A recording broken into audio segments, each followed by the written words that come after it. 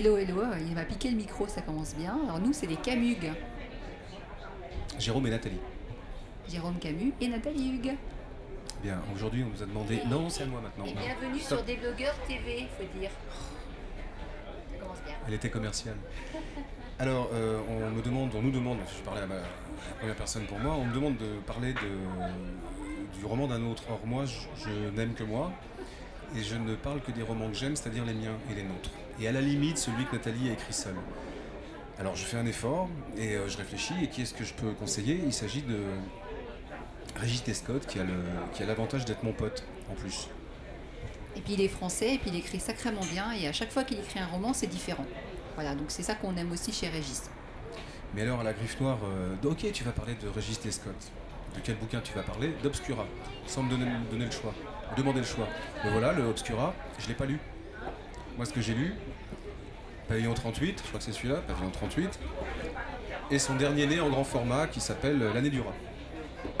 Qu'est-ce que tu as à en dire? Bah, moi, je les trouve super tous les deux, ils sont très très différents. Et L'année du rat, c'est celui que j'ai lu en dernier.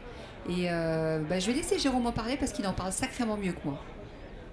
Moi, je dirais une chose, le petit plus que peut m'apporter le fait d'être un auteur et de rencontrer des auteurs, c'est que je lis les romans de gens que je commence à connaître. Certains que j'aime bien, certains que j'aime pas.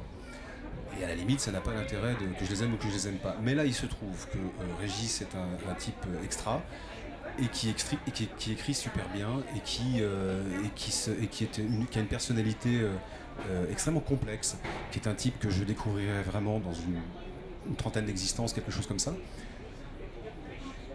Et qu'en dire, ces romans sont d'une belle facture. Il a des personnages qui sont épais, fouillés. Régis Descotte est un barge également. Un authentique barge. Il a l'air doux, gentil comme ça, mais je pense qu'il est possiblement malade. Et ça se sent dans ses bouquins. Et c'est aussi ce qu'on écrit, nous, Nathalie et moi. Moi, j'ai pas l'air gentil, c'est vrai, mais Nathalie, elle a l'air vachement gentille. Et elle écrit des choses pourtant. C'est moi qui écris les choses les plus horribles. Mais c'est vrai que Régis, en plus, il a une vraie plume. Il va se coller vraiment à son histoire, à l'époque qu'il va raconter.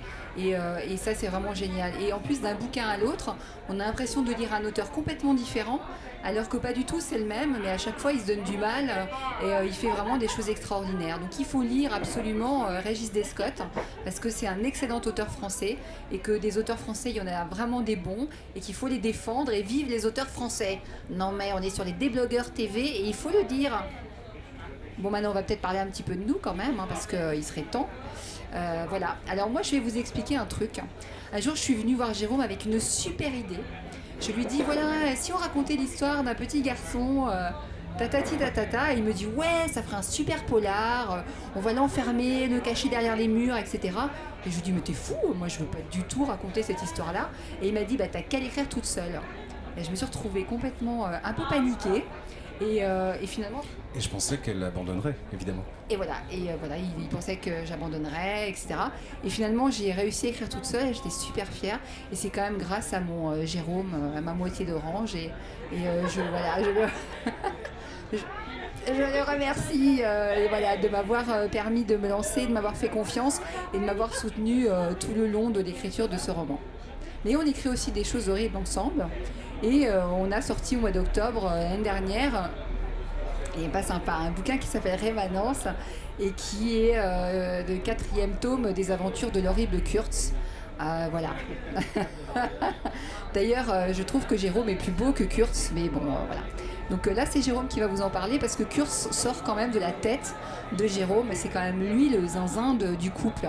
Voilà, il a beau dire que j'écris des trucs horribles, mais c'est quand même lui qui écrit les trucs les plus atroces. Donc je vais vous le passer quand même. Allez, vas-y Jérôme. Tu veux que je parle de Kurtz? Oui. Donne envie au lecteur d'acheter Rémanence et la trilogie des Voix de l'ombre. Enfin, la tétra. Ah ouais, c'est ce que j'allais dire, c'est que pour apprécier vraiment pleinement, et peut-être un peu contrairement à ce que dit Gérard Collard parfois à la télévision, pour apprécier pleinement Rémanence, il faut avoir lu Prédation, Stigmate et Instinct. Et ainsi, on peut avoir plaisir à connaître la floraison parce qu'on connaît les racines. Voilà, moi je suis tout à fait d'accord avec ce que dit Gérard quand il dit qu'on peut lire Rémanence tout seul. Moi, je trouve qu'il a raison, mais évidemment, on n'est jamais d'accord avec Jérôme. J'ai pas dit que c'était pas possible, j'ai dit qu'il y avait plus de plaisir. Non, le plaisir est différent parce que là, vous avez l'histoire des enfants quand ils sont grands. Et une fois que vous êtes attaché à eux quand ils sont grands, bah, vous lisez l'histoire des enfants quand ils sont petits. Donc voilà, alors ça résume un petit peu notre vie quotidienne. On n'est pas toujours d'accord sur tout, mais on a quand même réussi à écrire 8 romans ensemble, avec des histoires qui tiennent la route. Et moi, je nous félicite pour ça. Je sais pas ce que t'en penses, mais moi, je trouve que c'est drôlement bien. Voilà. Donc maintenant qu'on a fait l'avion qui passe devant la plage, on vous rappelle qu'on est sur les Déblogueurs TV. Nous sommes sur les Déblogueurs TV, les déblogueurs de la Griffe Noire, et on fait des gros bisous d'ailleurs en passant à Gérard et à Jean et à toute l'équipe, et on les remercie de nous permettre de nous exprimer sur ce canal. T'as des trucs à rajouter, mon chéri ? Bravo. Voilà.